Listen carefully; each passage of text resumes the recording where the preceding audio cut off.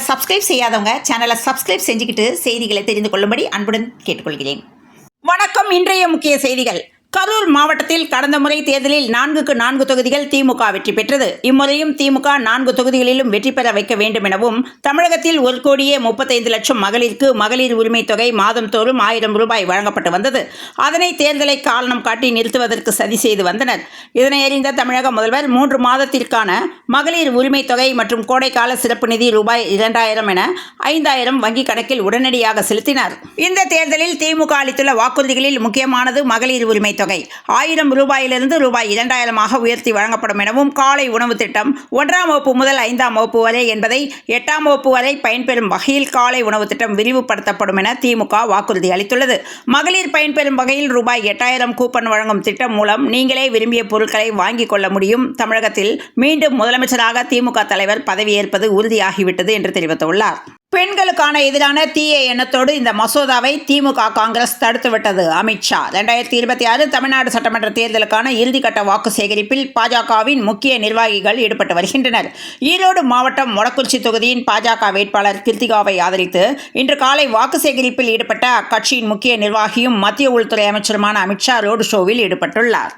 தேசிய ஜனநாயக கூட்டணி கட்சி வேட்பாளரும் பாஜக தேசிய மகளிர் அணி தலைவருமான வானதி ஸ்ரீனிவாசன் கோவை வடக்கு தொகுதிக்கு உட்பட்ட சங்கனூர் சாலையில் உள்ள வீரசக்தி அம்மன் கோவிலில் இன்று காலை சாமி தரிசனம் செய்து பிரச்சாரத்தை துவங்கினார். நேதாஜி நகர், நல்லாம்பாளையம், ரூட் கம்பெனி மேம்பாலம், சாஸ்திரி ரோடு, இரட்டை பைப் மைதானம் மற்றும் சங்கனூர் பகுதிகளில் தீவிர தேர்தல் பிரச்சாரத்தில் ஈடுபட்டார். இதற்கிடையே எடப்பாடி பழனிசாமி ஆட்சியில் என்னென்ன திட்டங்கள் எல்லாம் கொடுக்கப் போகிறோம் என்று அவர் தேர்தல் வாக்குறுதியில் தெரிவித்துள்ளார். கரூர்காரர் பட்டி போட பார்க்கிறார், விடலாமா வேண்டாமா? விடக்கூடாது. ஸ்டாலின் ஊழல் கரை படிந்த முன்னாள் அமைச்சரை அனுப்பியிருக்கிறார் என்றால் ஸ்டாலினுக்கு எவ்வளவு வெறுப்பு இருக்கிறது எனவும், கோவையில் 10க்கு 10 எஸ்பி வேலுமணி ஜெயித்தார் என்பதற்காக கரூர் கிரிமினல்களை கொண்டு வந்து நிறுத்துவாரா? அதற்கு சரியான பதிலடி திமுகவிற்கு கொடுத்தாக வேண்டும் எனவும், கடந்த முறை 10க்கு 10, இந்த முறை அவிநாசி தனி தொகுதியும் சேர்ந்து 11க்கு 11 ஜெயித்து காண்பிக்க வேண்டும் என்று தெரிவித்துள்ளார்.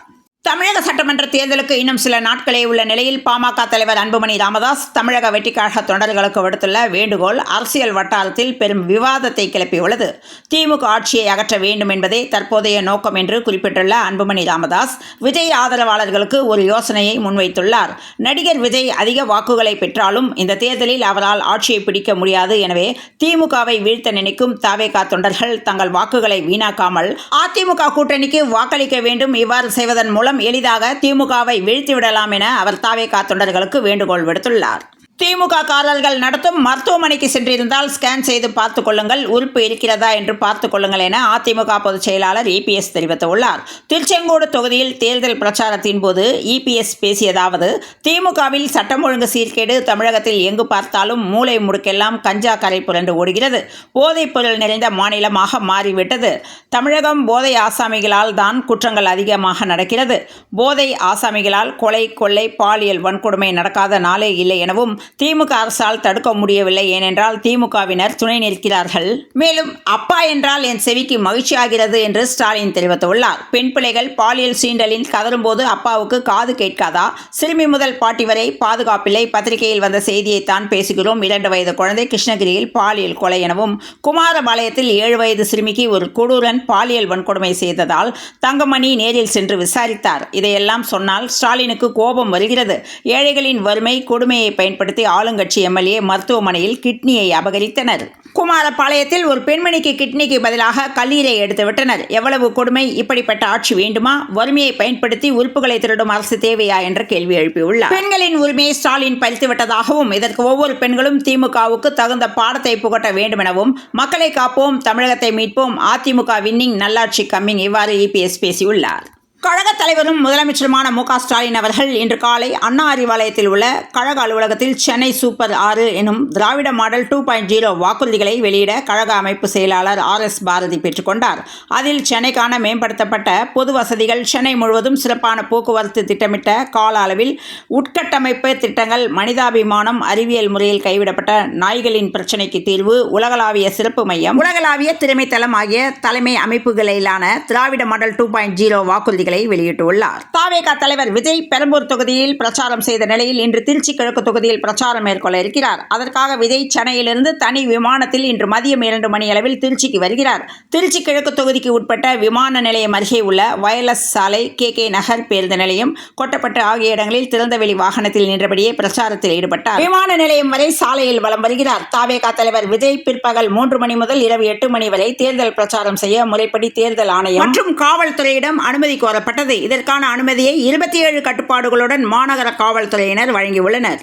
மதுரை மத்திய தொகுதி திமுக சார்பில் போட்டியிடும் வேட்பாளர் PTR பழனிவேல் தியாகராஜனை ஆதரித்து நடிகர் பிரகாஷ்ராஜ் பரப்புரை மேற்கொண்டார். அந்த பரப்புரையில் சுந்தர் சி குறித்து பேசிய பிரகாஷ்ராஜ், வேட்பாளராக ஆக்கப்படுவதற்கு 3 நாட்கள் முன்பு வரை சினிமா ஷூட்டிங்கில் இருந்தீர்கள் எனவும், எந்த அரசியல் பிரச்சனைகளுக்கோ அல்லது மதுரை மக்களுக்காகவோ குரல் கொடுக்காமல் வேட்பாளராக அறிவிக்கப்பட்டதும் MLA ஆக வேண்டுமென வந்துவிட்டால் மதுரை மக்கள் என்ன ஏமாலியா? புதிய நீதி கட்சியில் நீங்கள் என்ன செய்து கொண்டிருந்தீர்கள் என்று கேள்வி எழுப்பியுள்ளார். கோவை கொடிசியா மைதானத்தில் தேசிய ஜனநாயக கூட்டணி வேட்பாளர்களை ஆதரித்து பிரதமர் நரேந்திர மோடி பரப்புரை மேற்கொண்டார். அப்போது பேசிய அவர், யார் அதிகம் கொள்ளையடிப்பது என்பதில் மகனுக்கும் மருமகனுக்கும் இடையே போட்டி என்று கோவையில் பிரதமர் மோடி பேசியுள்ளார். 1,59,000 வாக்காளர்களை கொண்ட வில்லிவாக்கம் தொகுதியில் கடந்த 5 தேர்தல்களில் திமுக 4 முறை வென்று தனது ஆதிக்கத்தை செலுத்தி வருகிறது. அரசு ஊழியர்களும் நடுத்தர வர்க்கத்தினரும் திமுகவின் பலமாக இங்கே உள்ளனர். இந்த நிலையில் முக்கிய களமாக சென்னையின் வில்லிவாக்கம் முதல் எழும்பூர் வரை திமுகவின் கோட்டை கைமாறுமா என்ற கேள்வி எழும்பியுள்ளது. 2026 தமிழ்நாடு சட்டமன்ற தேர்தலில் சென்னை திருவிக நகர் தொகுதியில் அதிமுக கூட்டணியின் சார்பில் பொற்கொடி ஆம்ஸ்ட்ராங் போட்டியிடுகிறார். மறைந்த பகுஜன் சமாஜ் கட்சி தலைவர் ஆம்ஸ்ட்ராங்கின் மனைவியான பொற்கொடிக்கு VCK தலைவர் திருமாவளவன் முன்னதாக வாழ்த்துக்களை தெரிவித்திருந்தார். ஆனால் தற்போது அதே தொகுதியில் தனது கூட்டணி கட்சி வேட்பாளருக்கு ஆதரவாக திருமாவளவன் பிரச்சாரம் மேற்கொண்டு வருவது சமூக வலைதளங்களில் கடும் விவாதங்களை கிளப்பியுள்ளது. தமிழக சட்டப்பேரவை தேர்தலுக்கு இன்னும் 4 நாட்களே உள்ள நிலையில் தேர்தல் பரப்புரை நாளை மறுநாளுடன் நிறைவடையவிருக்கிறது. திமுக கூட்டணி, அதிமுக கூட்டணி, நாம் தமிழர் கட்சி ஆகிய கட்சிகளுடன் முதன்முறையாக தேர்தலை சந்திக்கவிருக்கும் தமிழக வெற்றி கழகமும் தேர்தல் களத்தில் இருப்பது பேசு பொருளாகியுள்ளது. இந்த நிலையில்தான் இன்று மதுரை மீனாட்சி அம்மன் கோவிலில் சாமி தரிசனம் செய்த பாஜக நிர்வாகியும் நடிகையுமான குஷ்பு செய்தியாளர்களை சந்தித்தார். அப்போது பேசிய அவர், பிரகாஷ்ராஜ் என் நண்பர்தான், அவர் PTR உடன் என்னை ஒப்பிட்டு பேசியுள்ளார். திமுகவில் இருக்கும் செந்தில் பாலாஜி, சேகர் பாபு திமுகவிலே பிறந்து வளர்ந்தவர்களா என்று கேள்வி எழுப்பி, கர்நாடகாவில் பிரகாஷ்ராஜ் தேர்தலில் போட்டியிட்டு நின்று டெபாசிட் கூட வாங்காமல் தோற்று போனார். எங்களை கூத்தாடி என்று சொல்லும் PTR பழனிவேல் தியாகராஜனின் பப்ளிசிட்டிக்கு ஒரு கூத்தாடி தானே தேவைப்படுகிறார் என்றும், நாங்கள் ஒரு தொண்டு நிறுவனம் நடத்தி பல பேரை படிக்க வைத்துள்ளோம், சுந்தர் சி பப்ளிசிட்டி செய்பவர் கிடையாது என பதிலளித்துள்ளார். தமிழக தேர்தல் பரப்புரை நாளை மறுநாளுடன் நிறைவடையவிருக்கும் இந்த சூழலில்தான் நேற்று தாவேகா தலைவர் விஜய் பரப்புரையில் ஈடுபடவில்லை என்றும், தொடர்ந்து இன்று திருச்சி மாவட்டத்தில் பரப்புரையில் ஈடுபட்டு வருகிறார். அதன்படி இன்று மாலை 3 மணி அளவில் சென்னையிலிருந்து தனி விமானம் மூலம் திருச்சி வந்த அவர் அங்கிருந்து பரப்புரை வாகனத்தில் சாலை வளத்தில் ஈடுபட்டார். அவருக்கு சாலையின் இருபுறமும் திரண்ட தொண்டர்கள் வரவேற்பு அளித்தனர். சாலை வளத்தின் போது திடீரென அருகில் இருந்த அந்தோனியார் தேவாலயத்திற்கு சென்ற அவர் மண்டியிட்டு பிரார்த்தனையில் ஈடுபட்டார். திருச்சியில் இன்று இரவு 8 மணி வரை பரப்புரையில் ஈடுபட்டார் என்று தெரிவிக்கப்பட்டுள்ளது. விருதுநகர் அருகே பட்டாசு ஆலையில் ஏற்பட்ட வெடிவிபத்தில் 18 பேர் உயிரிழந்தனர். மேலும் பலர் காயமடைந்து மருத்துவமனையில் சிகிச்சை பெற்று வருகின்றனர். இன்று மதியம் மாலையில் 30க்கும் மேற்பட்ட தொழிலாளர்கள் பணியில் ஈடுபட்டிருந்தனர். அப்போது வெடிவிபத்து ஏற்பட்டு 4 அறைகள் சேதமடைந்தன. இந்த விபத்தில் தொழிலாளர்கள் 18 பேர் உயிரிழந்தனர். பலர் காயமடைந்து மருத்துவமனையில் அனுமதிக்கப்பட்டனர்.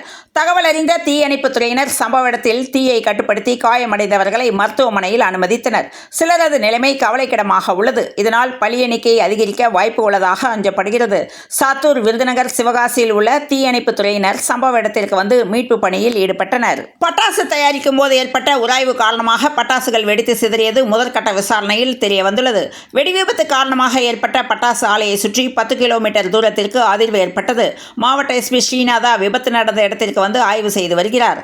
விருதுநகர் பட்டாசு ஆலையில் ஏற்பட்ட வெடி விபத்துக்கு இரங்கல் தெரிவித்து முதல்வர் ஸ்டாலின் வெளியிட்டுள்ள இரங்கல் பதிவில், விருதுநகர் மாவட்டம் கடனார்பட்டியில் ஏற்பட்ட பட்டாசு ஆலை வெடிவிபத்தில் பலர் உயிரிழந்துள்ள துயர செய்தி மிகுந்த வேதனை அளிக்கிறது என்று தெரிவித்துள்ளார். சென்னையில் இன்று 22 கேரட் ஆபரண தங்கத்தின் விலை ஒரு சவரன் 1,14,880 ரூபாய்க்கும், 1 கிராம் 14,360 ரூபாய்க்கும் விற்பனையானது.